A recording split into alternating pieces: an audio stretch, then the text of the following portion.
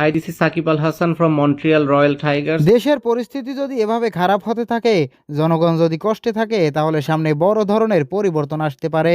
এমন পরিস্থিতিতে ক্ষমতায় টিকে থাকাও কঠিন হয়ে যাবে। লাইভে এমন বিস্ফোরক মন্তব্য করছেন সাকিব আল হাসান। তিনি আরও বলেন, দেশের মানুষ এখন অনেক চাপের মধ্যে আছে। দ্রব্যমূল্যের ঊর্ধ্বগতি, রাজনৈতিক উত্তেজনা এবং সাধারণ মানুষের ভোগান্তি দিন দিন বেড়েই চলছে। আর এসব কারণে জনগণের ক্ষোভও বাড়ছে বলে মন্তব্য করেন সাকিব। লাইভে কথা বলতে গিয়ে তারেক রহমানকে নিয়ে মন্তব্য করেন সাকিব আল হাসান। তিনি বলেন, যদি দেশের পরিস্থিতি উন্নতি না হয়, তাহলে ভবিষ্যতে বড় রাজনৈতিক সংকট তৈরি হতে পারে। ইতিহাস থেকে শিক্ষা নিতে হবে সবাইকে। এরপর তিনি সাবেক প্রধানমন্ত্রী শেখ হাসিনার প্রসঙ্গ টেনে বলেন, দেশের মানুষ যখন ক্ষুব্ধ হয়ে যায়, তখন পরিস্থিতি নিয়ন্ত্রণে রাখা খুব কঠিন হয়ে পড়ে।